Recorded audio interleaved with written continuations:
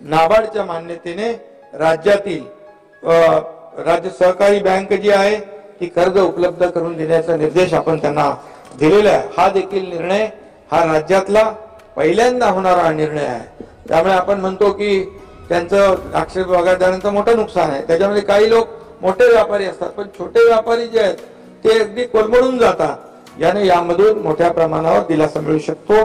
मनरेगामध्ये कांदा चाळी असतील, बांबू आहे, शेडनेट आहे यांचा समावेश देखील करण्याच्या सूचना दिलेल्या आहेत। इतकी वर्ष सततच्या पावसामुळे विजयराव होणाऱ्या नुकसानीची केवळ चर्चा व्हायची, परंतु मदतीसाठी कुठलीच तरतूद यामध्ये किंवा योजना नव्हती।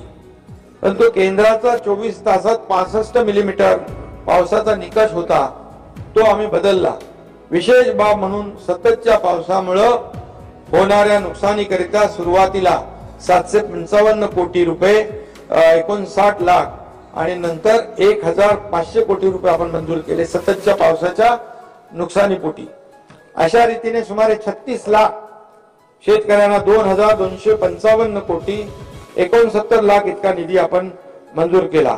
यंदाचा दुष्काळ आणि अवकाळीची मदत 4438 कोटी रुपये इतकी आहे।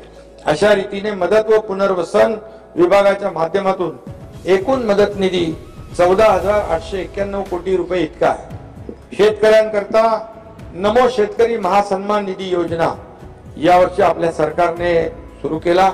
जसं केंद्र सरकारची आदरणीय प्रधानमंत्री महोदयांनी जी शेतकऱ्याला वर्षाला 6000 रुपये देण्याचा निर्णय घेतला होता, तशाच प्रकारची योजना राज्य सरकारने त्यांचे 6000 केंद्राचे आपले 6000 असे सुरू केले आणि त्याकरिता 5700 कोटी इतक्या रकमेची तरतूद देखील केली।